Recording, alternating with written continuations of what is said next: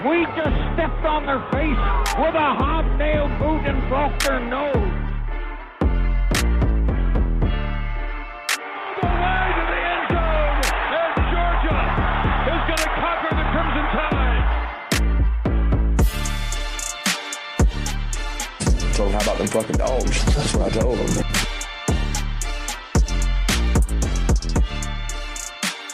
Hope it didn't take that long again. Go Dogs. Man, we know it's not going to take that long again. Kirby's back on the trail. Kirby's doing what he got to do. He got the boys all over Georgia recruiting, nationally recruiting. We got things popping off, so we know it's not going to take that long. Welcome back to the 100 Sanford podcast. It's your boy Lovelace. I got Big G. We got Little G getting ready to come on. Y'all know Little Graham. He getting ready to come on. G, we were just talking about the weather, man. You look like you're staying warm. You look good, baby. Yeah, I was gonna try to come over here and come on here today and get some sympathy from you and Graham, but y'all in similar places. The whole country cold, so I'm not by myself, and I'm pretty sure Graham's somewhere over there in the snow. Yeah, Graham. Graham out there skiing. Graham he out there playing with the dogs. I ain't doing all that, man. My kids asked me to go outside the other day. I wasn't having it. Yeah, it's natural for him. That thing said feels like 3 degrees this morning. Yeah. Listen, I didn't want nothing but to just chill out.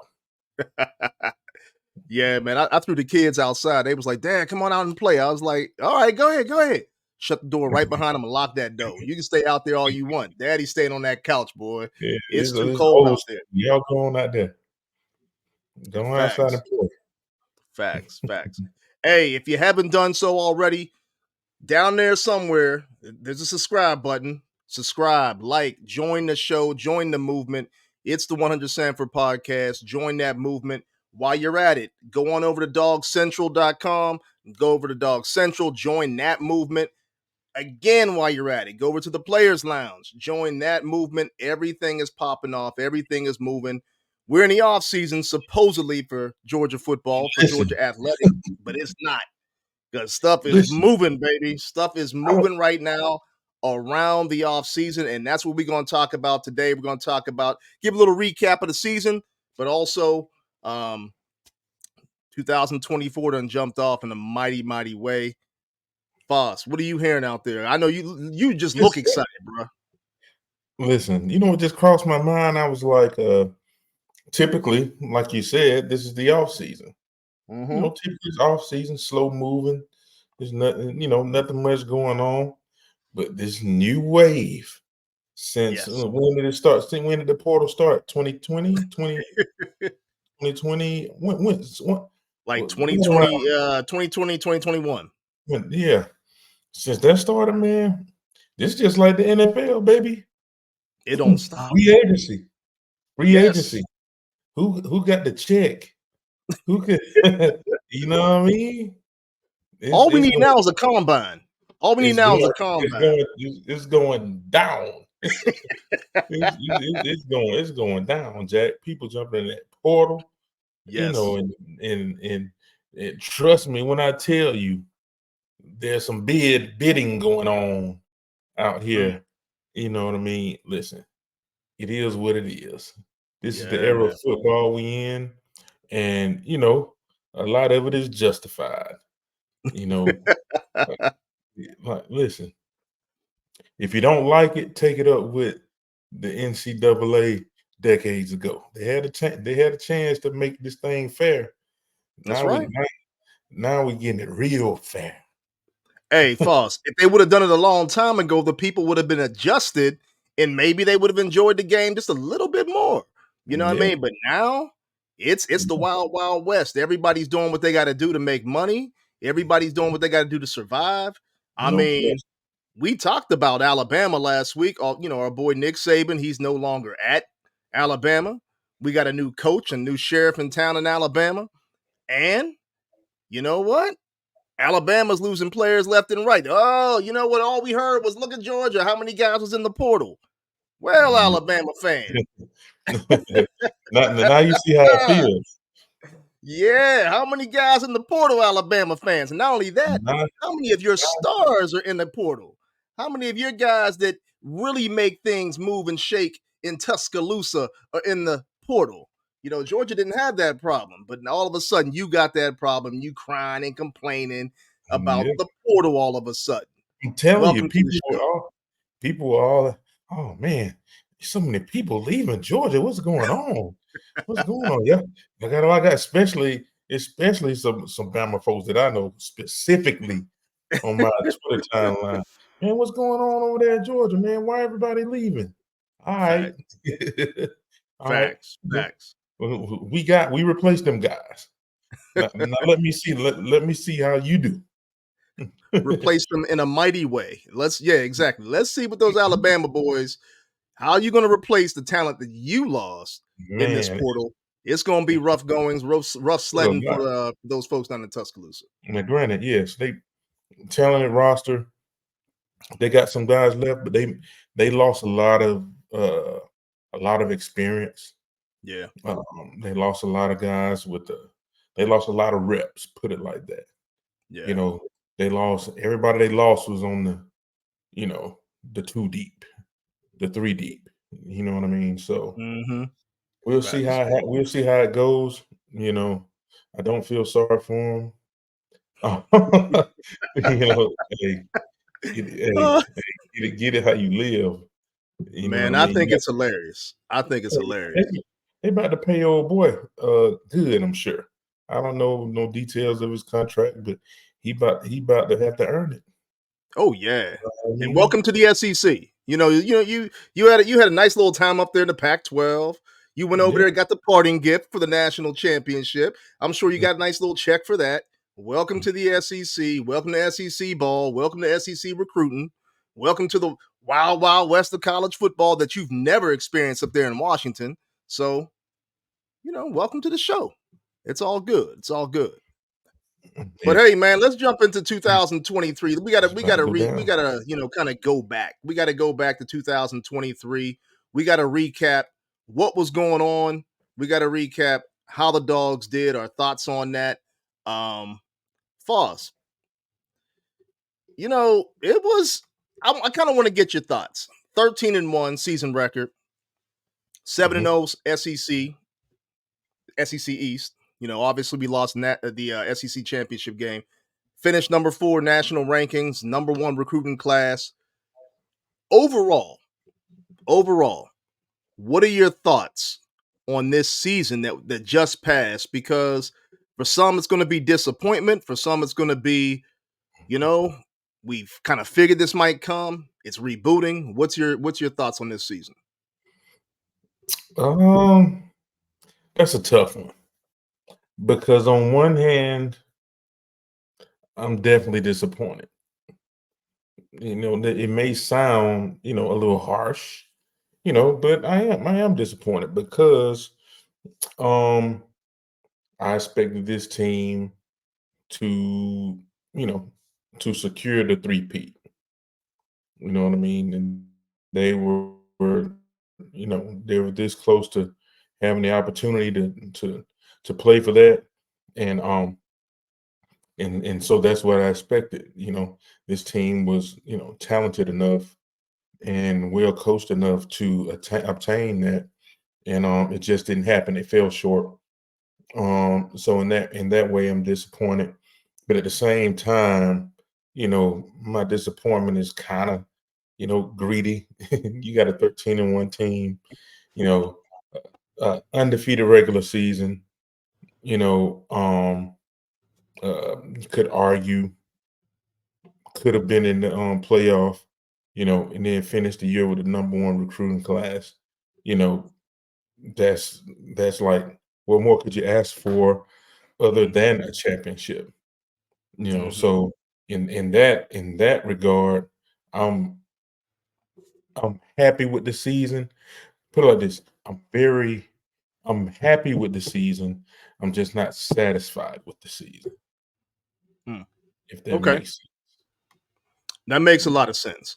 I mean, I'll look at it from, I think, a similar standpoint. I think that everybody, obviously, going into the 2023 season, kind of felt we were playing with house money. You know, you lose your back-to-back national championship quarterback. You didn't know what to expect with Carson Beck. We didn't know how well he would play, given the circumstances, his first time starting. We lost a lot of talent on the defensive side of the ball. We know that, especially in the trenches. We lost some explosiveness at running back. We lost some guys that could take it to the house, some guys that were very versatile, tight ends and Darnell Washington, things like that. When it came to the season, though, I don't know if I was so much disappointed because of the way it just continued to progress. We talked about it earlier in the season when we started our shows for the season, that this was going to be a season where they just kept building and building and building. And what I was excited about was that they didn't succumb to the pressure. They didn't succumb to big games. Carson Beck continued to grow. Even through injuries, they continued to battle through injuries. That showed me a lot of this team, the fortitude of the team. Where I got disappointed, I think, was just basically in that SEC championship game. I think if we laid it all on the line in that SEC championship game and we really came to ball out, I'm talking from players to coaches, I would have had no disappointment at all in a loss. Honest, 100% facts, because you laid it all out on the line. I think it left me just wanting just a little bit more after that SEC championship game. Then you get to, obviously the Orange Bowl. All of a sudden, my hopes go back up just because of how this team not rededicated itself, but showed everybody that we don't back down from anybody. We just reload, and we're always coming to play. You know what I mean? So nobody opted out. It showed the culture. It showed how this team was a team. In this era, I mean, we just started off the show talking about, hey, it's the wild, wild west. Alabama's losing people like crazy. The portal's going nuts. Georgia had already had like 19 people in the portal. All of a sudden, people thought Georgia was going to actually step back and maybe take a step back in the Orange Bowl, and it did not happen. That actually kind of rejuvenated me a little bit. At the same time, we did see, like I mentioned, Carson Beck continue to grow and do his thing, but I love the growth of all the young players as well. I like the opportunity that like guys like CJ Allen got. I think this was a year that we got a chance to see a lot of the guys we wanted to see step up and give us hope for 2024 and 2025, because we kept saying even throughout the year that the 2024 and 2025 team was going to be even better. And right now, it's starting to look even better than what it was in 23. So when it comes to that, how would you grade this coaching staff in the job that it did in 23?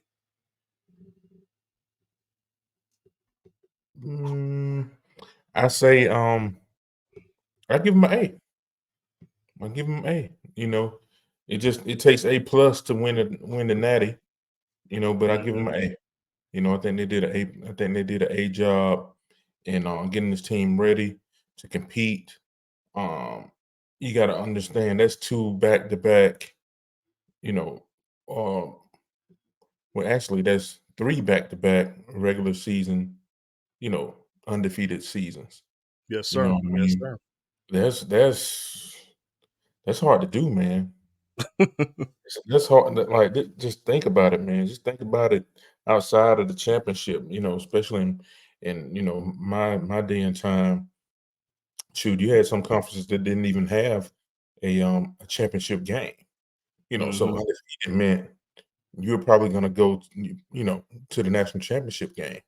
And Georgia did that 3 times in a row. To do that with 3 times in a row with all the NFL, prospects that they lost and transferring, you lose one of your best receivers to a playoff team. Mm. You know what I mean? He was the best receiver on that team, and so and they still kept everybody together and still figured out a way to win. You had a brand new quarterback, brand new starting quarterback, a brand new offensive coordinator, and you go 12-0. Mm. Like, that's Like, that's big time football, man. That's big time. Yeah, it's funny because you said an A. I'm going to give him an A as well. One thing, because one thing that was consistent was the defensive side of the ball, right? It's always going to be consistent. Kirby's there. I don't care who the defensive coordinator is. He's always going to have his fingerprint on something that's happening with that defensive side of the ball. Like I had already mentioned, they lost a lot of guys to the NFL and have continued to lose a lot of guys to the NFL over the last 2 years. But I'm going to switch that offensive side of the ball because when you do talk about Carson Beck and what he did, you got to talk about Mike Bobo. There was a lot of, trepidation about Mike Bobo's back. Todd Monken has moved on to the NFL. Is it going to be the same style of offense? Are they going to continue to be productive? Well, guess what? They were just as productive and just as explosive in many ways. And as you mentioned, losing a wide receiver to Texas, people were like, okay, how are we going to replace these type of explosive players? He just spread the ball out all over all over the field, especially given the fact that you lost Brock Bowers during the season. You didn't have Lad McConkey throughout many parts of the season, at least at 100%. So when you start grading Mike Bobo, heck, you got to give him an A plus because he's not even operating with a full deck. Now you go into next season, then you can grade him on any type of scale you want to grade him on because all the talent in the world is going to be there in a running back room, the wide receiving room, the tight end room. Yes, you are losing the unicorn, Brock Bowers, but that room is still lit. And you're also going to have an explosive offensive line, a bigger, stronger, faster offensive line, in my opinion.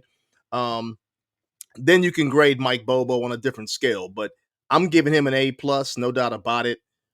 This team, I mean, the coaching staff was outstanding. I don't know of too many coaching staffs around the nation outside of maybe Nick Saban and what he does year to year and how he would always continue to rebuild his team that could come back and say, you know what, we lost this amount of talent over the last few years and still continue to produce at the level they produced at. That's insane. And I think folks need to appreciate that. And really, instead of, kind of lamenting what happened in 23, applaud what happened in 23, because there's not very many programs out there that can be as this consistent. And as you mentioned already, Foss, still get the number one recruiting class, still reload, and still have people, wanting to come out of the portal to Athens. I mean, it just doesn't happen. That goes to show what the culture of this team is and how far this team has come over the last few years with Kirby. I don't know if it's just me, but to me, it this feels like the makings of revenge. I get the vibe, and it's not revenge toward a specific team. It just is this Georgia team coming into 2024. I feel like they're trying to want to exact revenge against themselves for letting themselves down. And they want to make a point. They want to make a point to the rest of college football that, our bad. We effed up last year. We about to fix that.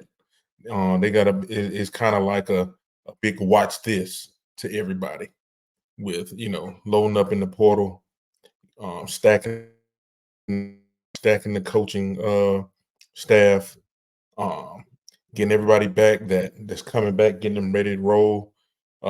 Quarterback in his second starting season, had him come back. I think this is a big, watch this season. And I feel like they're gonna be super, super, super hungry because a three-peat was, it was this close away. It was this close. You know what I mean? They definitely proved themselves to be, a top team in college football. I feel like they were the best team in college football. They didn't prove it, but I think they're going to be chomping at the bit this year. Like, I can't wait for I feel like all the hype videos for next season are gonna express that. Like, I can't, I'm excited about this next, season and this team coming up. You know Very. what's wild is that you mentioned it's like free agency, right? Now you play in the NFL. We've all watched the NFL for those of us who were just true football fans, just watch everything that you can digest. But it's funny because some teams will load up in free agency, right? Some teams will load up and say, you know what? We got some guys whose contracts are going to end soon. We're going to lose these guys to free agency. We might as well give our last shot. Go out and get some guys, bring them in, and load up and try to create a super team. I don't think Georgia's trying to create a super team, but I agree with you. I think this is one of those get back years where they say, you know what? We're loading up. And not only are we loading up to kind of show people who we were in 2023 and what we should have been, but who we are in 2024. And mistake me, I mean, I might be wrong on this, but I think Kirby really wants to win the first 12 team playoff in a bad, bad way. If you're going to hold us out of a 14 playoff, okay, see if you can hold us out of the 12 team playoff. And not only that, we're going to stranglehold this bad boy because the guys that they picked up, obviously, in the portal are going to help. The recruiting class is going to help, obviously. Big time pickups there. But we had some changes. We got to talk about those changes. We did lose Fran Brown. Obviously, he went to Syracuse. Big ups to him, though, man, because a lot of class, a lot of integrity. I like to say integrity because he didn't have to go to Syracuse and then help, quote unquote, help Georgia recruit other guys. But he did kind of point them in the right direction to say, look, if you're not going to come to me, and I'd love to have you, there's only one other school that I will point you at and point you to, and that was Georgia. But when you do look at, hey, Dante Williams, they picked up Dante Williams as a another pick coach for Fran Brown, but they also picked up the big dog from Alabama. And we started the show off talking about Alabama, man. Oh my gosh. Now, if this isn't a power move by Kirby, I don't know what a power move is. This is like basically just dunking on somebody and leaving what we call nuts everywhere because picking up Robinson and bringing him over from Alabama and making him your co-defensive coordinator, taking him out of your rival's backyard, your best recruiter, and bringing him to Georgia is insane to me, Foss. I didn't see this coming. Obviously, a lot of people thought Glenn Schumann was going to leave at some point in time, but this is absolutely nuts. What are your thoughts on the moves of Dante Williams, obviously the West Coast recruiter, along with Mr. Robinson coming in from Alabama? What are your thoughts on that? I think it's very strategic. Williams has proved himself as a great recruiter out west, and Georgia's a national brand now. I spoke recently about that Bama brand. The Bama brand is what got them in the 14 playoff. Don't make no mistake about it. The Bama brand got them in the playoff. And so Georgia has become and is becoming more and more of one of those brands that people know nationally. Everybody knows the Dogs now. I got group chats with tens of NFL buddies and NFL teammates, and everybody's following the Dogs. Everybody wants to know what George, what do you think about the Dogs? False, what's going to happen? This, that, and the other, and they go to other schools. And went to other schools and whatnot. Everybody knows the Dogs. So having a foothold in different parts of the country is paramount. So I think Williams gives us that, and also bringing over T-Rob. That speaks for itself. That was a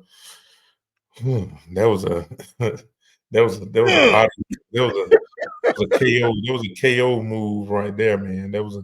That was a potential knockout blow, for that program, because to keep guys in that program, you need a few things. You need holdovers. You need guys that meant a lot to the program to stay in the program, and you got to spend that money. You know what I mean? And Nick Saban is tied to a lot of money. You know what I mean, for that program, and he means he is the cash cow. He's the golden goose. People if they're going to give money to that program, it's, because they trust Nick Saban is going to put it to use. They don't have that anymore, and then we took one of the, remaining pieces that was up and coming guy that people trusted in, and we just snatched them from them. The game is the game. They'll Graham, do it to us in a heartbeat. Graham, Coffey, welcome to the show, man. Look, first of all, we're recapping the 2023 season. Then we just jumped into, obviously, moving on a little bit further as they actually got Dante Williams and, T-Rob. What are your thoughts on 23 and also what we just talked about? I mean, Kirby just dunking on Alabama and leaving nuts everywhere. Just leaving nuts everywhere. By the way, both Lamar and I, we gave the Dogs both an A job on how they did this season.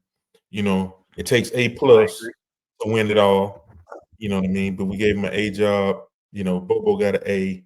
They did wonderfully. You know what I mean? Yeah. No, I mean, I think first of all, in the 2023 season, like they had a 12-0 year. Okay, that was something that Georgia had done once. Well, yeah, they went 12-0 in 1980. They went 11-0 in 81 and 82, but that's not 12-0. Like Georgia had never gone 12-0 in a season until 2021. Or I'm sorry, well, they've done it 3 years in a row now, I guess. But let's not take that for granted is more my point than anything. Like that is a huge accomplishment. Yeah. Bobo, I have seen get all this, flack basically since the SEC championship game. Look, man, like, yeah, I'll say this.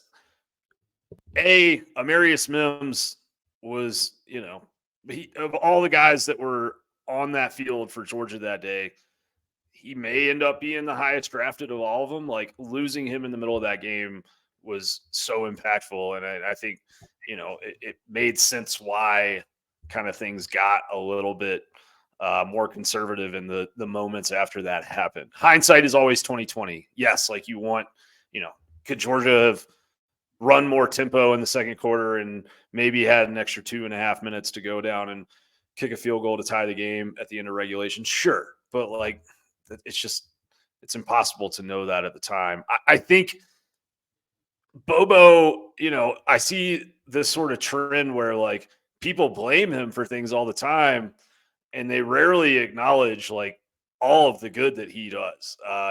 Nobody has talked about how different the offense that he ran for Georgia in 2023 was versus the one that he ran the first time he was in Athens. Like the amount of pre-snap motion and the amount of reads and like just the conflicts that are being created are very, very impressive. They're very modern. Like this guy is not the same coordinator that he was a decade ago when he left to go to Colorado State.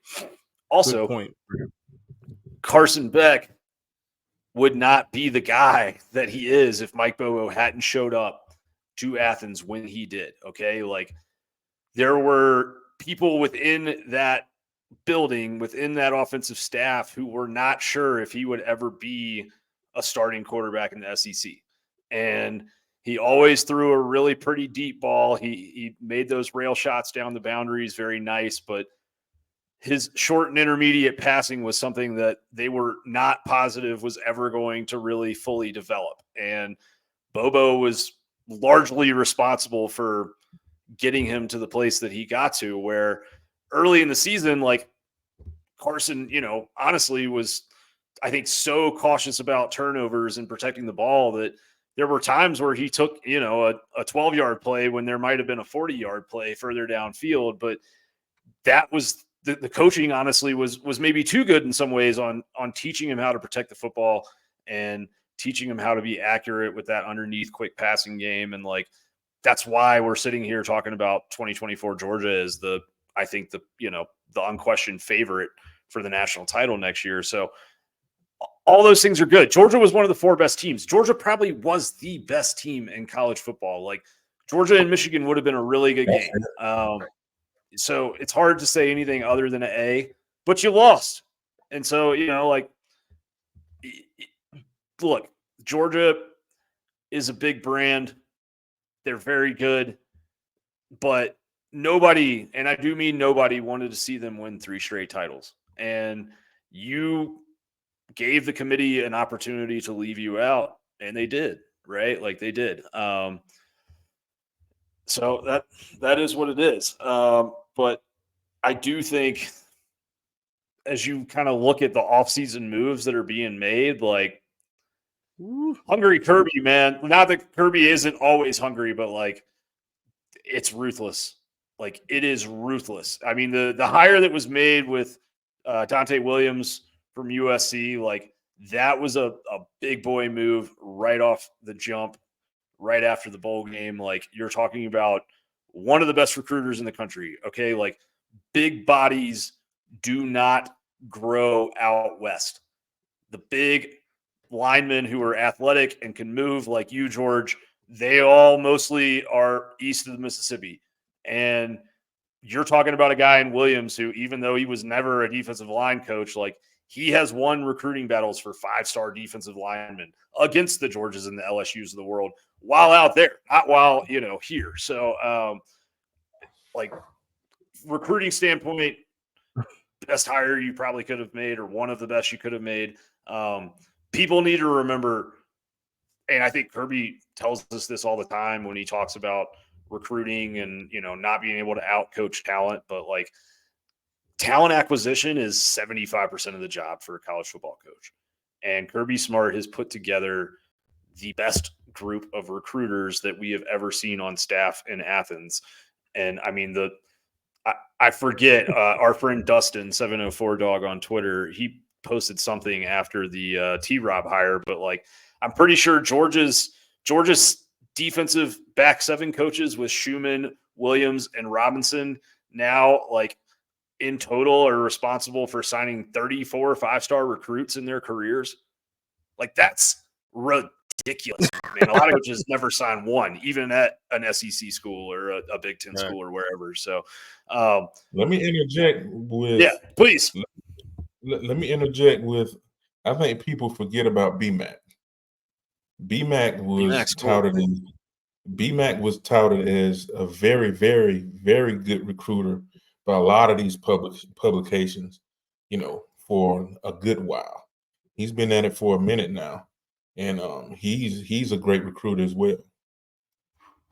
Absolutely, yeah. I mean, yeah, and Bobo's a great recruiter. Like, people don't realize Georgia's recruiting upgraded significantly on offense when Bobo took over from Machin.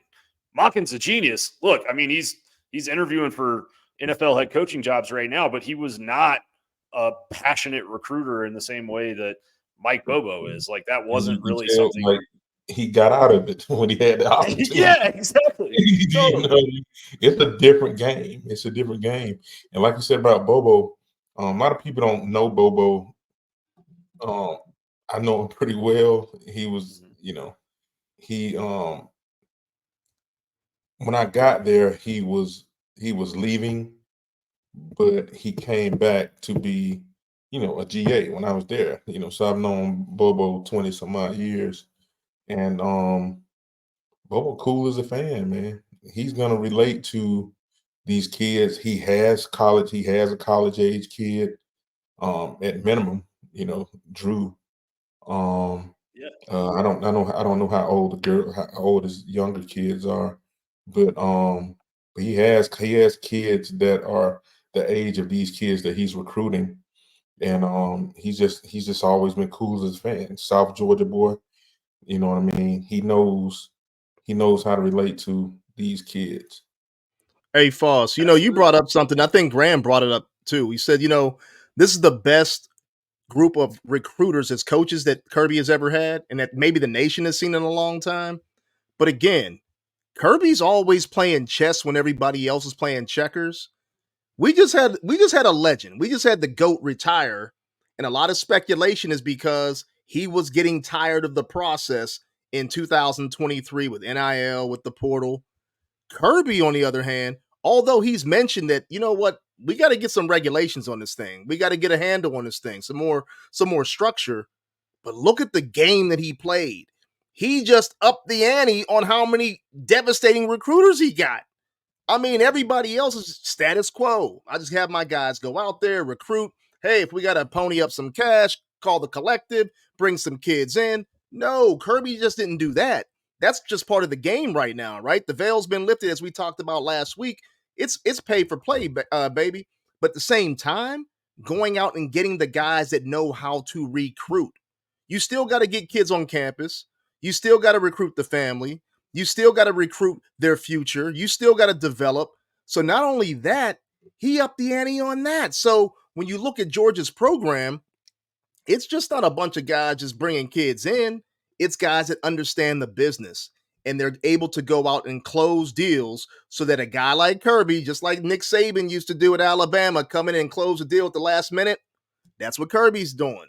Coffey's for closers. We've always talked about that, and that's what Kirby's doing. He's closing these deals. But I think it's a phenomenal move by him in terms of the hires that he has done and the things that he continues to do in this new era of college football. Well, and what I would say too is, like, I saw some Bama fans kind of talking about, like, when they lost Robinson over the weekend, there was sort of this like narrative that went out, and it was like, well, recruiting is just all about NIL now, and you just go, and the biggest bag is what wins. And there are recruitments that are like that for sure, but guess what allows you to spend your NIL money A, the most effectively, and B, in a way that is going to preserve your culture, and C, in a way that's going to make sure that you always keep your stars that are already on your roster. It's relationships and development. Right. And the like the ability to go in and pitch guys on, a 40-year decision versus a 4-year decision still matters. Like the idea of, I'm going to get you to the NFL, and these are the guys that I've already done this for, that resonates in a room. And the idea of like, yeah, you're going to come to Georgia, and you're going to make some NIL money that'll ensure that you live comfortably while you're here, because that's what everybody gets now. But like, when you leave here after 3 years, you're going to sign a contract for tens of millions of dollars. That resonates, and relationships still matter in recruiting. There's this idea that you can just buy your way into any class. It's not true. Like, if that was true, then let's be honest, like, Oregon would have signed the number 1 class every year, and they have great recruiters on their staff. Don't get me wrong. Lanning is a fantastic recruiter. He's surrounded himself with other great recruiters, but like, that Nike money spins really well. It is a combination, but I just think people are a little naive if they think that these relationships don't matter. Look at what's happening right now with Alabama's roster. Like, look at what's happening with Caleb Downs. Like, look at what is going on with these kids, and these relationships do matter, and track record matters, like track record of development. And I think Kirby has, assembled a staff where even in the NIL era, they are going to be able to get kids that come to Georgia, even though they have offers in NIL that are higher from other schools, because they know if they come to Georgia, they're going to be around coaches that they like and that are going to push them to get the most out of their talent. I agree 100%. I had that talk all the time, Graham. You'd be surprised. That's all everybody ever talks about. Oh, you're a Georgia fan, and you guys are paying. Everybody's paying something. I mean, that's just the way it is now, but it's not just about that. It's about the relationship. It's about, me and George were talking a little bit about the NFL as well. There's a reason why guys want to go play for Mike Tomlin in Pittsburgh. It's a culture, right? There's a reason why some guys are willing to take a little bit less to go play at a certain school. It's the culture. It's everything else around what they're building, and it's not just about receiving the check. Anybody can get a check anywhere. And I'll tell you this, it's actually nice for a kid to say, you know what, I want to stay home. I'm going to go to X school, get a big check, and still get an opportunity to go to the NFL. That's a great thing. But one thing that Georgia's continuing to show, one thing that Alabama continued to show, and I guess maybe they'll bounce back after all this portal nonsense, is that Some schools just do it better. And some schools are just on a different level. And sometimes you just got to respect that and build your own program up, because Georgia was once in that position until Kirby got there and said, look, we got to up the ante. We got to build our facilities up. We got to make sure we're recruiting better. We got to make sure we're dedicated in certain areas. Every school's got to do the same. So instead of just trying to knock Georgia or trying to knock some of the schools that are doing it better, figure out the blueprint. Do it yourself.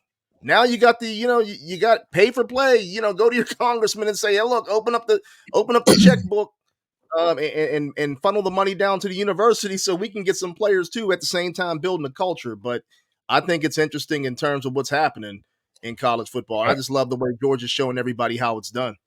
Yes. What I think Georgia has done and is doing better than most, I think they're staying ahead of the curve, or at least trying to stay ahead of the curve with how everything is going between NIL and portal.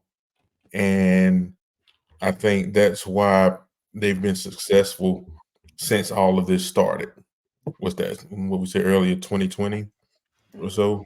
Yeah. Like, Yeah. they've been just thinking, who's been more successful since 2020 than Georgia?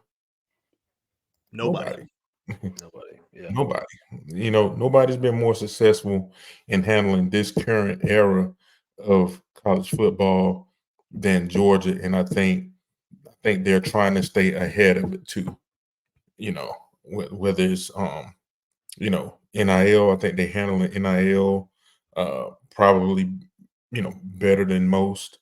I don't know the ins and outs of it, but I think for the most part, all our big dogs have been, what I assume, satisfied since, and we the best player we lost was AD, and, we know why he left. That was a decision he had to make for his family.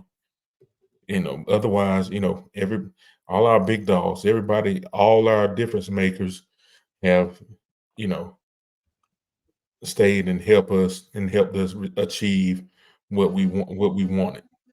You know what I mean? And so that tells me that Georgia is ahead of the curve and doing everything the right way.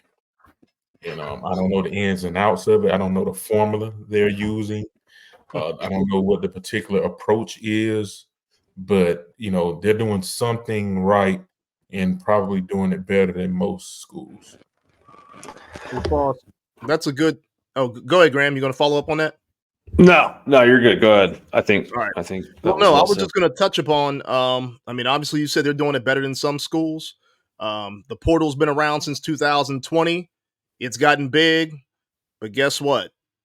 We got new additions coming in for 2024. We've been talking about 23. We talked about the coaching changes for 24. Some of the guys coming in, but when you look at the guys that they brought in, Graham, some of the key additions: Humphreys, Young, Etienne, McLeod, Jackson III, Pope, and possibly more.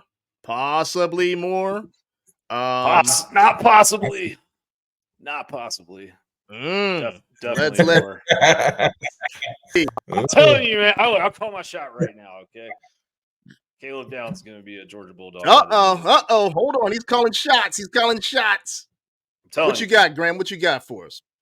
Look, man, on Saturday, before anybody was talking about Caleb Downs and the transfer portal, posted a little something over on the Dog Central forum about. I even said when I wrote it, I was like, I can't believe I'm writing this shit. Honestly, I didn't say shit on the internet.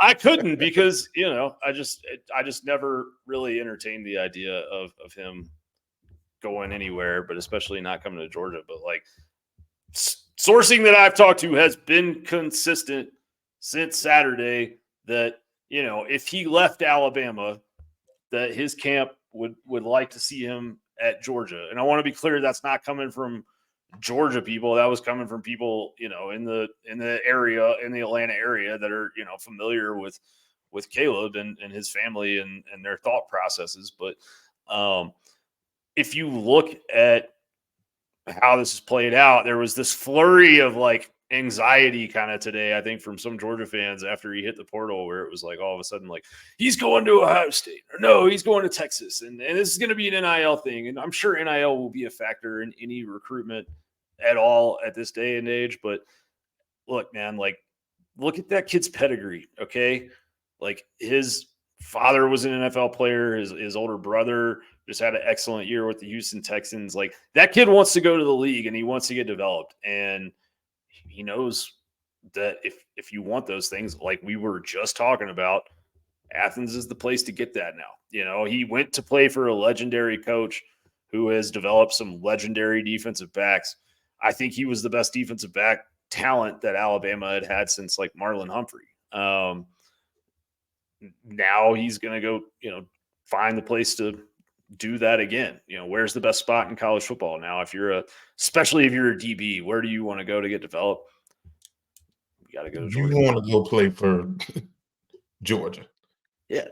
I did say Saban, but Saban ain't coaching no more. Right. You want to go play for Saban or you want to play for Kirby Smart, and there's like it's a no-brainer. I'm pretty sure whatever Georgia has to do to make it happen, they'll make it happen. We're not talking about a good player. We're talking about a generational talent here. And so it's definitely up to the kid, 100%, because I believe Georgia, short of, trading Kirby for him, they would do what they have to do to get the kid to come. And he's local. It would only make sense. And I'm being real with you, why not join another first round safety? That absolutely. That makes everybody look good. Yeah. Well, and I mean, he'll get to play against probably another potential first round safety in Bolden after Starks leaves. I mean, Caleb's got 2 years left if he does come to Athens, which I think he is. I mean, that's an insane proposition. Like, I was, the word generational gets thrown around way too much on the internet when we talk about football players. If you put Caleb and Starks on the back end of your defense next year, that is a generational safety tandem, in my opinion. I would have to think, like, since 2001 Miami, or like, we're talking something like that, right? Reed and Taylor. Let me tell you about, like, I tout myself as someone that can recognize talent. I know it probably gets, tougher to project these young kids to high college, high NFL production. But when I was made aware of this kid when he was in high school, and to see his tape, it came across my eyes, I was like, I want him to go to Georgia. I was like, where do we stand on this kid? Like, I hit my homeboy. My homeboy is, a great coach here in Atlanta for Woodward Academy. Shout out to Coach Ryan Davis. And I was like, who's this kid right here? And he was like, yeah, he's a dog. And I'm watching the tape, and I'm like, yeah, that's a pro. That's a pro. Like, I've seen this before. Like, I saw Eric Berry playing high school. I said, this is Eric Berry again. Eric Berry was an all-pro NFL safety. And he was a pro when he was at Tennessee. He played everything. He played, and Downs played everything just like Berry did. Like, I was looking at it, I was like, this is Eric Berry again. Like I said, like that's who I watched Eric Berry just take over games. Like he was playing quarterback, corner, safety. He was like, so sick. Eric Berry was ridiculous. He gets left out of conversations, but like he was absurd at safety. That's the best safety I've ever watched in person was Eric Berry by far. I don't doubt it. You know what I mean? He was on his way before all the injury. And And but there, I felt like I was watching Eric Berry over again, and I was like, I want this guy to go to Georgia. I was, when it got closer to time, I was made aware that he's probably not going to Georgia. I was, I hated it. You know what I mean? I never thought I'd see him again. Definitely not in a Georgia uniform, like I'm hoping happens soon. But even I have a cousin that, that trains DBs. He played at James Madison. He's in there Hall of Fame or whatever you call it. He's, Clint Kent, and he trains DBs down here in Georgia. And I tweeted out just out into the world. I was like, I wonder what that Downs ticket is going to be. I said, I know it's going to be high. And he commented, he was like, "Cuz it's worth every penny." He's like, he's the best. He said Hey, he's the pause. best. He said he's the best I've ever been around. Okay, I got a He played. question He because played, and he was an all whatever, in the CFL. Like my cousin, he knows he sees him. He played for Winnipeg up there with Terrence Edwards, and like he knows ballers. He said he's the best I've ever been around. all right, Foss. Look, we had Champ Bailey on earlier in the year, right? And I remember Mhm. asking Champ this question. I said, "Is it natural ability, or can you train what you had?" Right?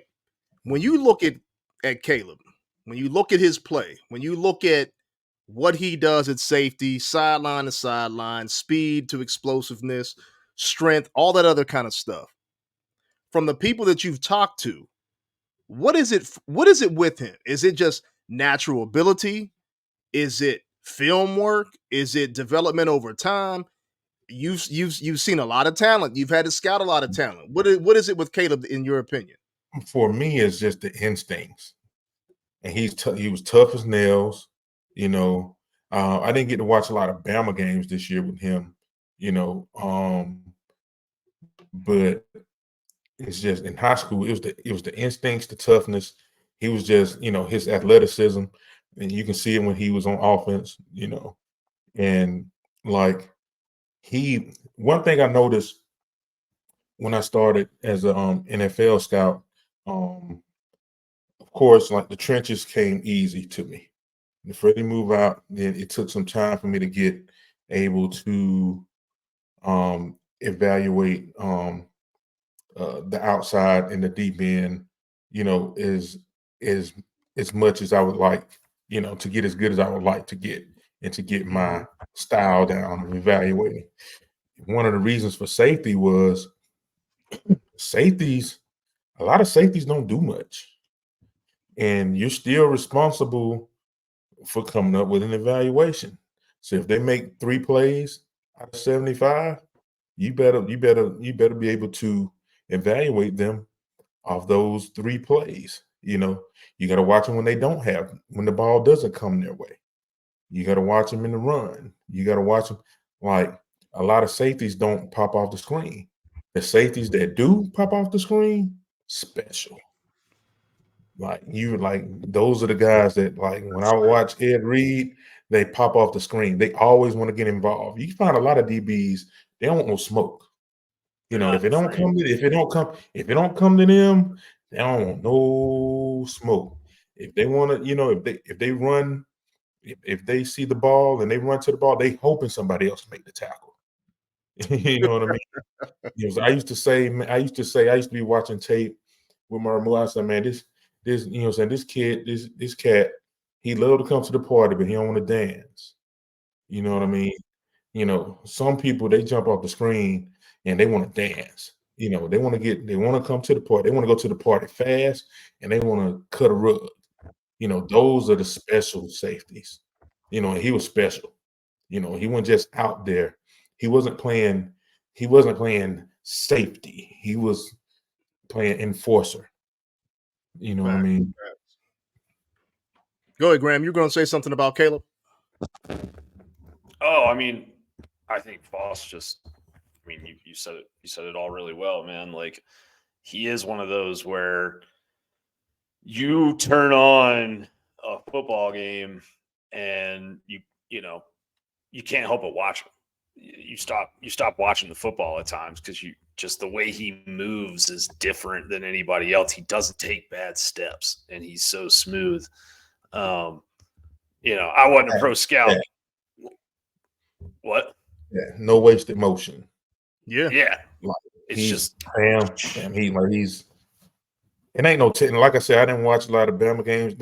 With the teaching he probably got there, ain't no telling how great he is now. It's probably just it's ridiculous. I mean, he's sick, man. I mean, you saw him in the national championship game. Like you saw him with you saw him lock down Bowers at times. I know that Brock wasn't 100%, but like Brock not 100% roast most safeties. We saw him do it all the time. Like I just think you talk about a guy that from a talent standpoint, like he might be in that conversation with a Champ Bailey kind of player. Like he's as good as a player as somebody that's in college right now might have seen at Georgia in their lifetime on the back seven of the defense, or the back. I shouldn't say the back seven because I mean Roquan, some of those linebackers, that's a different conversation. But he's that dude. And when I did our my written preview for the SEC championship game,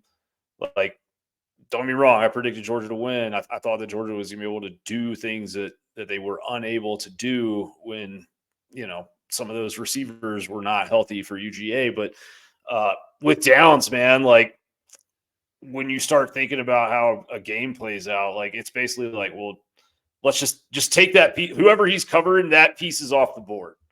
Like the ball is not going there more than likely. It's like maybe you get one on him, but it's going to be tough to really make any plays on him. If he lines up over a guy, then that guy probably doesn't need to be the primary read. I think that it's just, I mean, dude, it's hard to, you kind of run out of intangibles or whatever. But when I wrote about him, I was like kind of going through Bama's secondary, and it's like, this guy's got that weakness, and this guy, you might be able to do this against him or whatever. And then you get to Downs, and it's like, this guy's going to be he's going to be an all-pro for a decade, maybe, if nothing, goes the wrong way. And, if you get a play on him, anything you get on him is a bonus. Like that's something that you probably didn't plan to get, and you got it, and you should be happy to have had it, really. So, what's funny, Graham, is, you mentioned that when you turn on the tape, you can't help but see him. Mm-hmm. There's certain guys, there's only a handful of guys that are like that, especially when you're looking at, the defensive side of the ball, right? I don't know how old anybody is. If you're listening, if you're watching, Lawrence Taylor was like that, right? No matter who they played, you wanted to watch Lawrence Taylor play. Dion, he's on the field. I'm watching the defense play. Yes. I'm watching Ed Reed play. Pittsburgh. I'm watching Troy Polamalu play. When you watched Alabama this season, I could care less about the offense. The offense was his vanilla. Milroe had his moments, but you wanted to see the defense play. And we were SEC junkies, right? We watch everything. We watch everything that we could find in terms of college football, especially you, Graham. I mean, you watch it West Coast, Division III ball. That's you watch everything. But when you're watching Alabama, Downs just jumped off the screen, man. I mean, he was sideline to sideline, in the box, deep. He was everywhere. You match him. 15. What's that? You watching 2 and 15. Yeah. To see what they're doing. And when you match him with Starks, oh my gosh. I mean, I'm gonna have to shower after this show, man. I got to shower. I'm getting hot. Because when you match him up with Starks on the back end, I dare you. I double dog dare you to throw the ball deep against Georgia next year, because it's not happening. Mm-hmm. You're going to get that thing picked, and you're going to get somebody hurt. You're going to get your quarterback hurt. If I were you, I'd just try to run the football. You're going to get somebody hurt with some stupidity like that, because these guys are special. Both of those guys are going to be early first round picks for their talent. And we're not even talking about some of the other places, some of the trench guys, the linebackers and things like that. But Graham, you called your shot. I'm going to stick with it. I rock with you. Hey, Mr. Downs comes to town. I'm all for it. Hey, man, I'm just gonna say this too, and I'm not necessarily saying this in relation to Georgia, but like I've been watching the Twitter reaction all day as Alabama fans went from 24 hours ago being like DeBoer is assembling one of the best staffs in the history of college football to it's unfair that the transfer portal is open for 30 days after Nick Saban retired. And I'm telling you guys, I don't know how many Alabama fans watch this show. Probably not a ton, but it ain't over yet, man. I mean, I posted about a D lineman on the forum an hour or two ago that I'm hearing might transfer from Bama. Jason just posted about another defensive front seven player that might transfer, a former 5-star. Like, it's ugly, dude. And I told Marla, the boy better get a tourniquet. And he thought I was BS. He better get a tourniquet right now because it's bleeding and it's not. I told him it's not over. I said, where did you say this on Twitter? Yeah. I said, he better get a tourniquet. He better get a tourniquet. It can get. You don't think it get worse? It could get real. 20 days left. It's 20 days left. Nah, dog. And I mean, like, I almost feel like bad. It could get Mike Shula bad.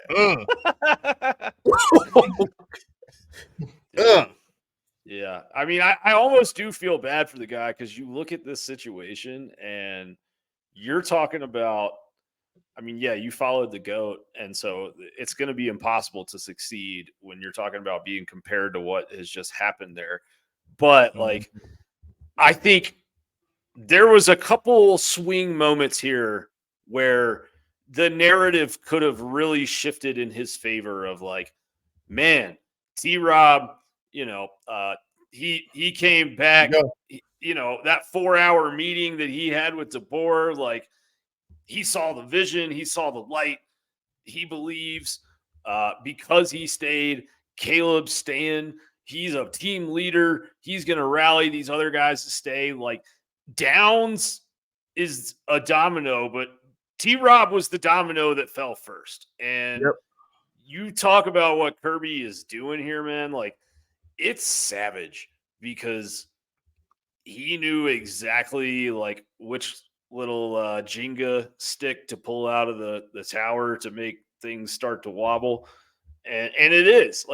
And I think Downs leaving, you're talking about a guy who, as a true freshman, led the team meetings and, like, stood up in front of everybody and said, we need to be on our stuff. And, like, a right way kind of guy, not just a talent, but like a leader with talent.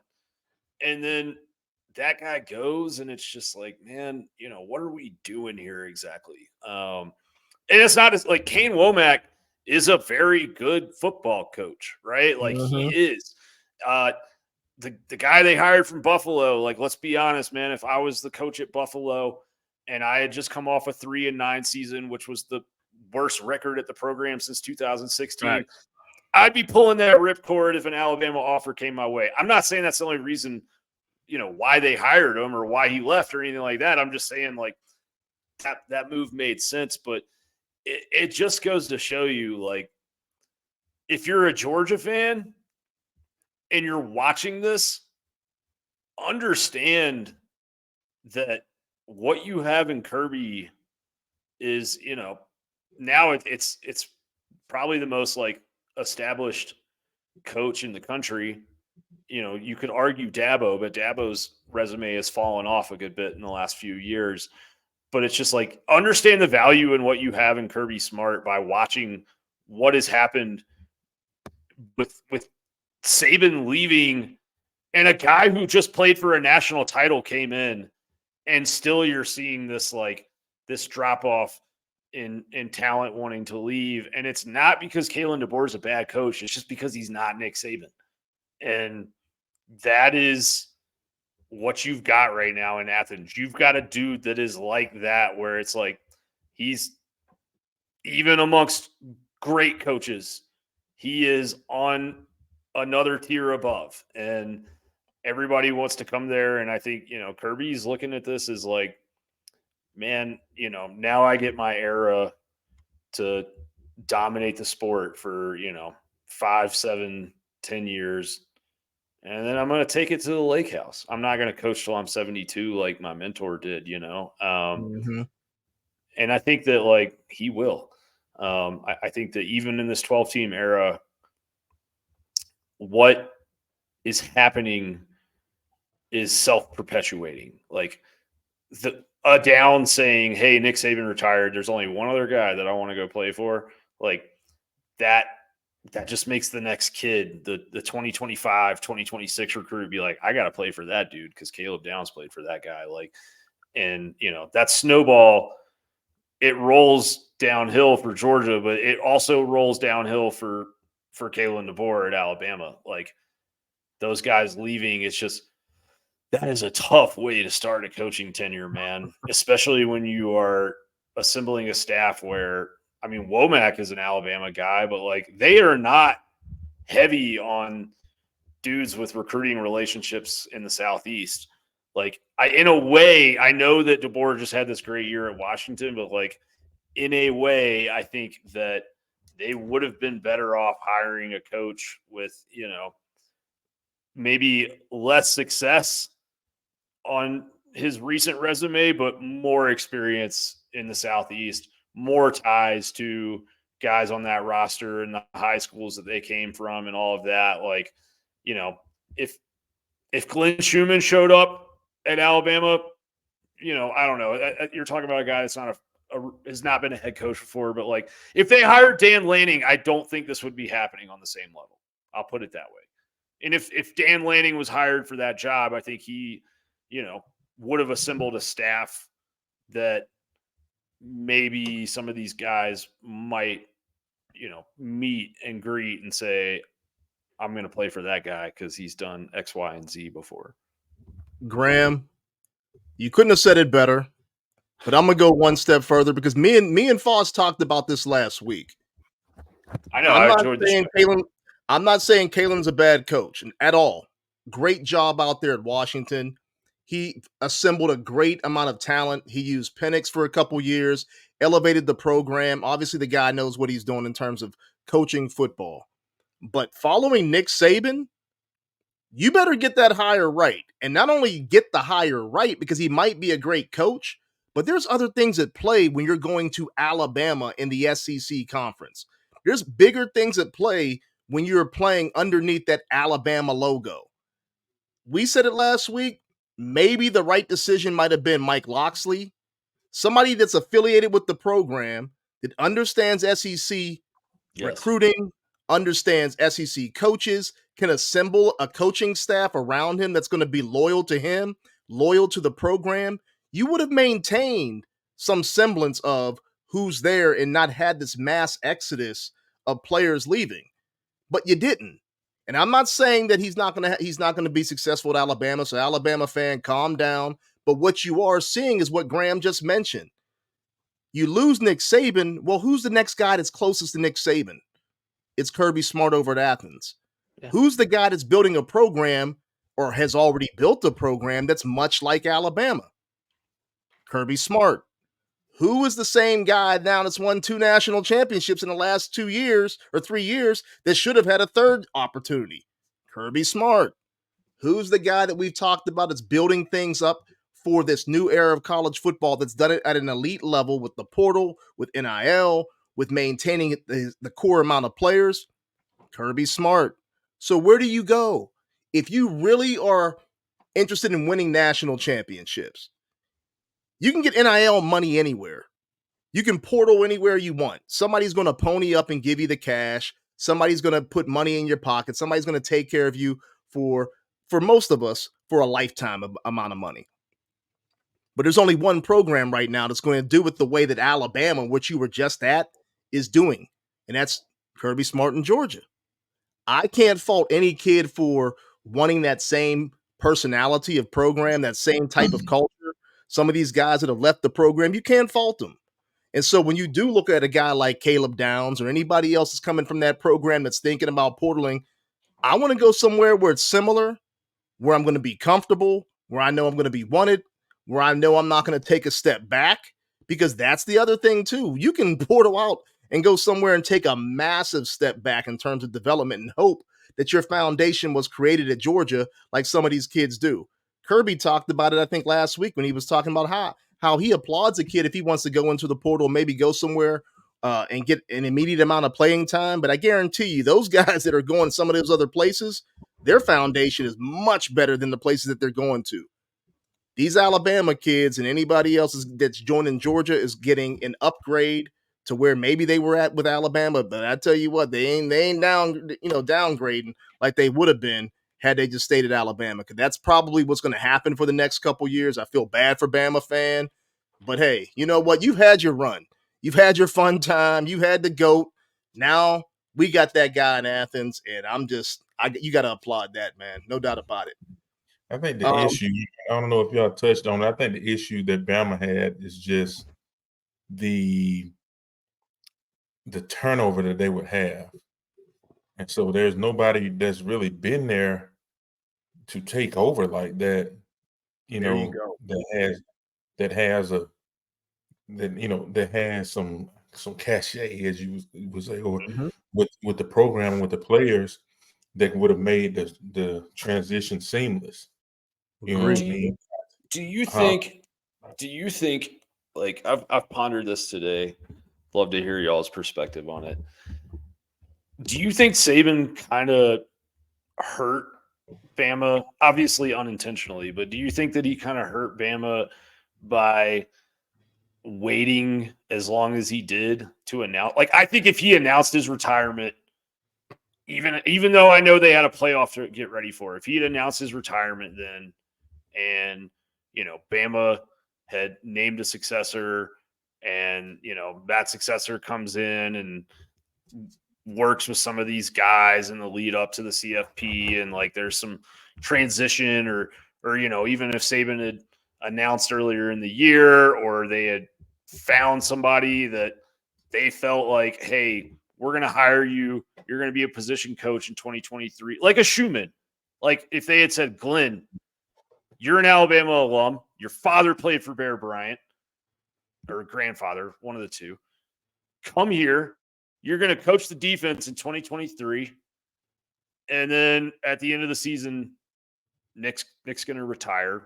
We're not going to make any of this public, but at the end of the season, Nick's going to retire, and you're going to take over. Like, I think that the vast majority of these guys that are hitting the portal probably aren't. But I think that the shock of going, of this happening when it did, like with the portal basically closed for everybody but Alabama, it really hurts, because like it's a perception. Perception is reality in recruiting. We talk about this a lot in college football, and right now you are losing players.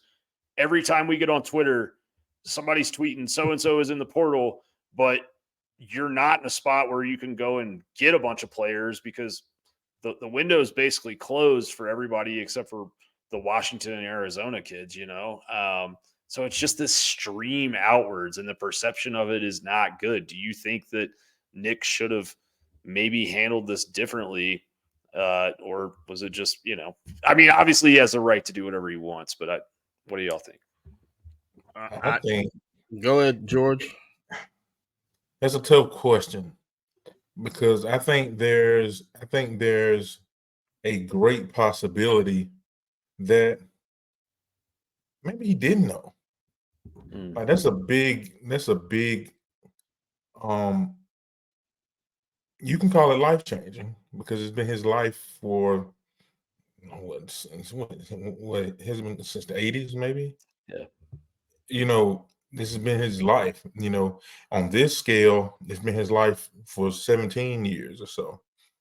Like it's a life-changing, decision. Got a really good recruiting class that was coming in, that could have been persuasive. Okay, what can these kids do? So maybe he didn't come to that conclusion too late, but it's also a possibility that they did know, but like who's gonna be your replacement if it's if DeBoer is as good as people say he is, maybe he was on the radar, even if he's still even if in the playoff, maybe he's still on the radar. Maybe we can pluck him from Washington, and then you're still in the same position, as you are now. George, So no, I gotta disagree. I think that in this situation, just much like Nick said, life just comes at you too fast.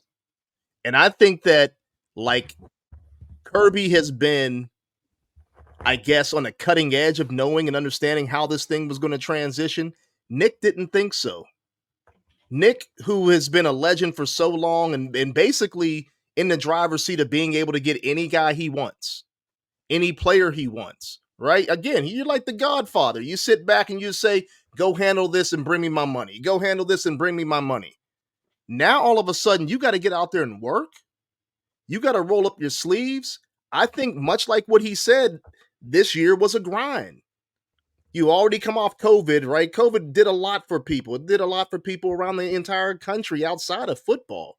Then all of a sudden the portal comes in and then you're hit with NIL on top of it, having to deal with kids and re-recruit kids that are already in your program, and you're the big dog and you got to do that. I think it really came at him too hard, too fast. Now, much to answer Graham's question, I think Alabama failed themselves, thinking that the brand was bigger than the situation. Had you known that Nick was 72 years old and really thought about it, you would have said to Nick, look, we know you got a lifetime contract, brother. You could be here till you're 95, whatever it may be. But you got to identify your successor. We got to bring him in house, label that guy, know that he's that guy, pay that guy, so that when you move on and when you feel it's time, we seamlessly transition to this new guy. They didn't do that. They thought the Bama brand was big enough to pull whoever they want to pull. And when Lanning dipped out, when some of these other guys, gave him the Heisman, now all of a sudden, where do we go? Now you choose to go outside of the SEC. It doesn't bode very well for guys that come from outside of the SEC who have no idea of what this animal is like, especially given today's climate. I feel bad for DeBoer because, yes, he's dealt with NIL, he's dealt with the portal at Washington. It's a little bit different when you're playing at Alabama and you're playing or you're coaching at Alabama and you're coaching in the SEC conference. It's a little bit different, and you better have all the pieces in play. And I think Bama did themselves a vast injustice of not allowing themselves to identify the next guy ahead of time and sitting down with Nick and saying, you pick your successor. That would be my opinion on that. You make a good point. Yeah. Maybe they could have did themselves a favor with getting with Nick and being like, hey, help us with this, like ahead of time. And I don't think they never were able to get that person like it from what I've learned and heard over the years about working at Bama. It wasn't easy. You know what I mean? Maybe they couldn't. It was not. Maybe they couldn't secure that guy. Kirby was built for it. And he might as well have been one of you know what I mean? And so he might as well have been a son to to Saban. And so he had been with him so long that maybe he's the only one that probably could have stepped in like that and been the guy. Since then, like they've had so much turnover. You got guys going to the NFL. You had, whether it's O coordinators, D coordinators. You got guys rolling in and out of there, in and out of there. You got Kiffin. You got Bill O'Brien. You got what's my guy? Wasn't Mel down there? Sarkeesian. Tucker. DC. Mel Tucker, yeah. Was met. So you had Mel, you had Sark, you had like all these guys are they're coaches or have been coaches. You know, they you know, when you win at that high level, you lose guys. And Georgia has been lucky to not lose at the pace that Bama was losing guys. You know, I thought Schumann been gone. You know what I mean? We had, you know, Lanning, you know, you had to assume he was going to be out of there. You know what I mean? But he, you know, maybe he stayed around longer than you probably could have thought. Like everybody that could have been, you know, like put it like this: if Kirby would retire tomorrow, I think the guys on the roster is on the staff to take over. You know, Agree. Bama, who's that going to be the last 5, 6, 7 years? Who was that? That's the problem. No, nobody. Like nobody. Right. Like, You know what he's like, man? They needed Nick. They need to sit down with Nick and, you know, pretty much say, hey, we don't have the guy on the staff right now. Can you help us identify that guy in the country? You know what I mean? Alabama, Foss, is kind of like, you know, having a rich parent where, you know, you go out there and you squander money and everything else, and then you come back home and they're like, oh, yeah, you can come home anytime you want, but you got to abide by my rules and you can only be there a little bit. You know what I'm saying? Then you got to go back out again and go party all your money away, then come back. You can't stay there forever. I think that's the environment that Nick created, because it's a pressure cooker for where he was at. And they just didn't have that guy on staff. They couldn't keep that guy. I mean, it's a lot of turnover, much like you said. So yeah, when you win, you're gonna lose guys. You know, he had a rehab going on there. You know, I mean, you go there, win with Nick, you go get a good job. Yeah, you know Butch Jones. I mean, even Butch Jones walked out of there with a head coaching job. Where did Sark go when alcoholism? Where did Jones go? Where did Jones go? He's at Arkansas State. That's what Butch Jones is? Yeah. I didn't know that. Yeah, he's the head coach there. But I mean, Sark, man, like nobody thought he would ever be a head coach again when he showed Sark up rehab there. Like, man. Kiffin was he was good. Similar. He was good for them. I think the issue was, you know, Nick stayed around too long. Yeah, maybe. Like all the potential. I still think they should have tried to get Locks. You know what I mean? But all the potential, replacements, they left years ago. You know what I mean? Like I said, he stayed around, and not that he was far from too old. He seemed like a guy that was always in great shape. You know what I mean? But he like at the end of the day, he stayed around too long. You know, I mean, the interesting thing, man, that I've been talking to people about is like he's got an office in Bryant-Denny Stadium now, which like if you're a recruit, like I think in a way this idea of like, okay, we're going to get, like I've been told like Nick, like they're bringing Nick in to talk to some of these kids that are talking about transferring out of the program. Like, like they're bringing in him to help with some of this stuff. Right. And like that to me feels like, man, like you guys are kind of stuck with a foot in both worlds here. And in a way it's like for DeBoer, I would almost be like, okay, this is what we're doing. This is my vision. If you want to be a part of it, great. We'd love to have you here. If you don't, also fine. Get the guys in the boat that believe in what you want to do, and then, start moving forward in a linear direction instead of sort of being stuck between two philosophies, which I think they have the danger of having that happen with Nick kind of lingering around because he is such a powerful figure. I think DeBoer obviously does not have a reputation as a recruiter. I mean, he signed the 36th best recruiting class last year at Washington.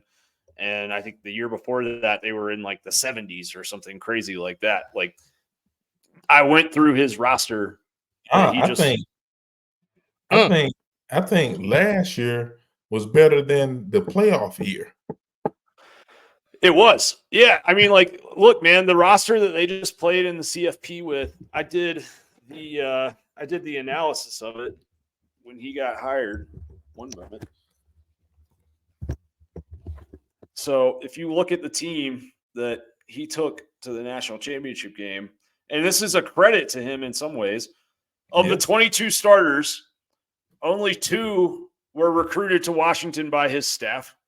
Both of them were transfers. Michael Penix, the quarterback, Dylan Johnson, the running back. There were 30 players on the team that played 10 or more snaps in the CFP championship against Michigan. 0 of those guys were recruited to Washington out of high school by the DeBoer staff. That's insane to think about. Now, it's a credit for him taking what was there and making something really great out of it. But like Chris Peterson really recruited the vast majority of these guys. Only 8 of the 30 players who had 10 plus snaps in that national title game were brought in by DeBoer's staff at all. And all of those guys were transfers. So all but one of their defensive starters committed to Washington when Chris Peterson was still the head coach there. So I mean, that bodes well in a way for him to be able to take what's left over from Nick and do good things with it. It does not bode well for Alabama continuing to be a team that recruits a top 3 class every year, like they did for the last freaking 15 seasons in a row. I just think though that, what'd you say? Does this smell like Clemson? Ooh, Think about it. You cutting deep tonight, Foss. Nah. When's the last top 3 Clemson class? Oh, never. They never recruited one with Dabo. I mean, even when they were doing their best, they were recruiting like, on the fringe of the top 5, top 6, 7, 8, yeah, that kind of thing. They have that now? No, I ain't doing that now. Yeah. But now you know why they didn't bring in Dabo. Yeah, there's been some drop off. Put it like that. For Clemson. Wherever they used to land, there's been drop off. For sure. And I think for DeBoer, man, like I feel like being stuck between those 2 philosophies we were just talking about, like that could be a dangerous place. But what's interesting is, I was talking to Keith Marshall last night, with the Players Lounge, who played for Georgia, and Keith was a 5-star running back. Like he was, a modern era recruit who was highly sought after, and obviously he ended up at Georgia, but Florida was one of his top schools when he was in high school. And I was talking to him about this transfer situation at Bama and kind of saying like, yeah, I've heard they're bringing Saban in to talk to some of these kids. And he was like, man, I remember getting on an airplane to go to Florida for my official visit, or not official, but my visit, whatever it was, with the staff. When I got on the airplane, Urban Meyer was the head coach there. When I landed, he had announced his retirement from Florida. And he was like, I got there and he met with me and he was like, I'm not going to be handling the day-to-day, but I'm going to be here. I'm going to have an office in the stadium. I'm going to be around. And he was like, man, 2 months later, like, I think he, stopped coming into that office or whatever. And pretty soon he was the head coach at Ohio State. Right. And he was like, obviously none of us expect Nick to coach again. Point being though, like that man bought a $27 million vacation home in Florida.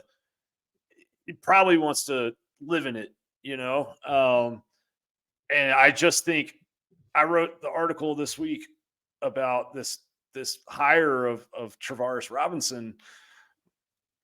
That's fishy the way that played out. Okay. Like T-Rob met with DeBoer on Friday night. And after that conversation, he resigned from the Alabama staff because he did not get the answers that he needed to get about his role moving forward. He gets announced at Georgia 10:30 a.m. the next morning. And then that night, he's being asked to come and have a 4-hour interview on Sunday with DeBoer. If DeBoer didn't think he was the guy to be his defensive play caller on Friday night, why did he suddenly think that by Saturday night and Sunday morning? It feels like, if you're going to hire the guy to do the job, you probably ought to let him do the job.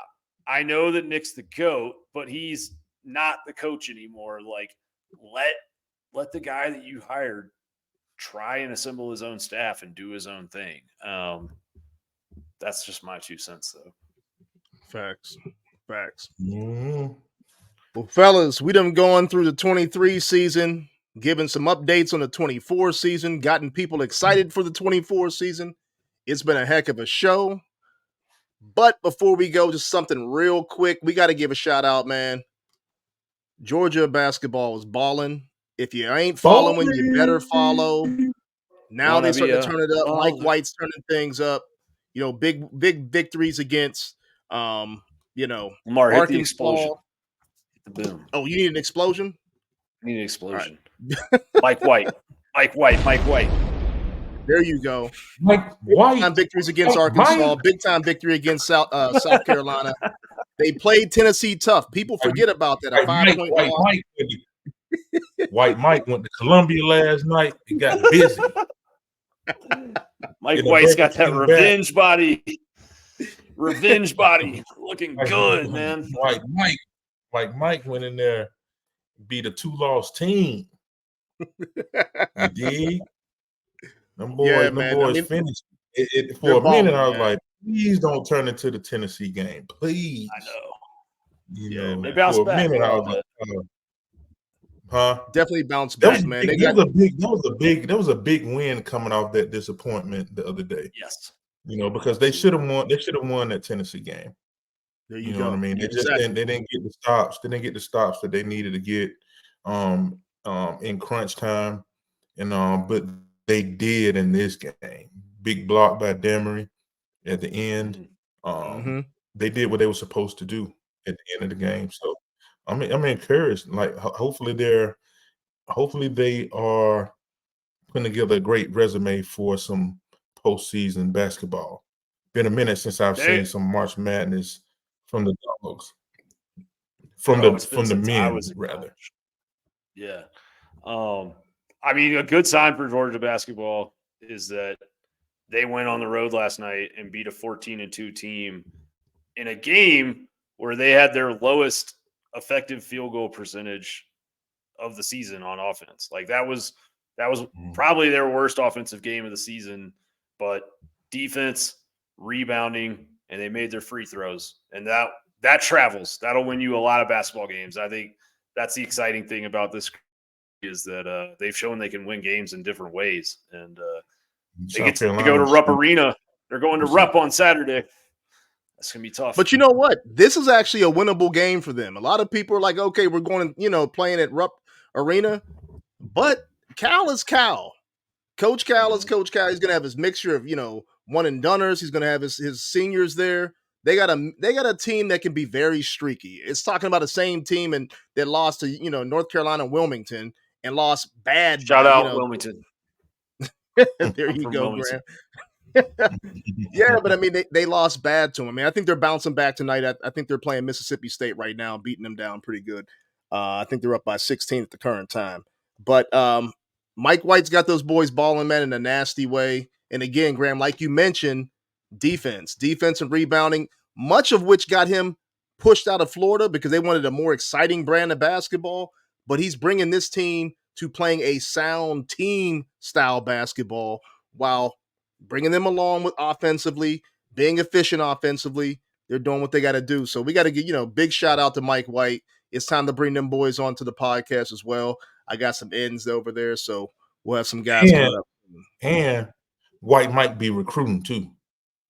They got some guys coming in there. They got some real dudes. Yeah. They're getting like some dudes coming in there. So they're pretty good this year.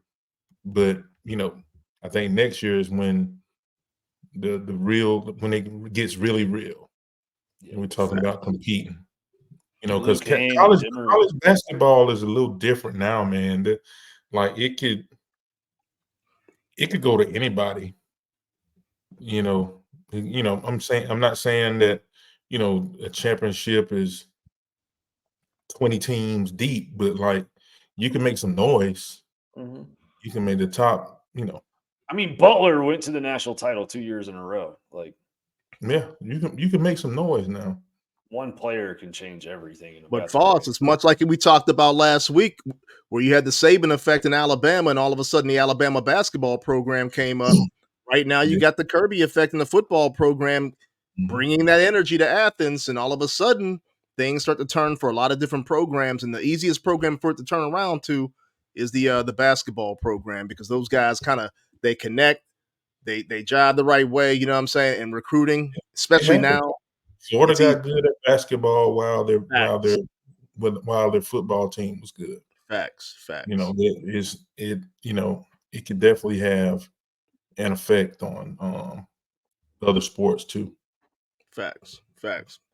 All right, fellas, that's it for tonight. Then hopefully next week we'll be able to talk a little bit more in terms of portal guys, in terms of the basketball program. But until then, as always, see you at 100 Sanford. Make sure you subscribe. Make sure you like. Make sure you forward on the show to everybody. Yes. Always make sure you do that. But see you at 100 Sanford. Go Dogs.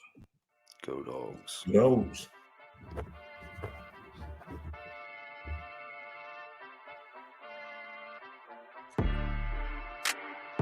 Thank you for listening to the 100 Sanford podcast. Tune in weekly to hear fresh content from the 100 Sanford podcast every Thursday, but also with some pop-up shows every now and then as news breaks.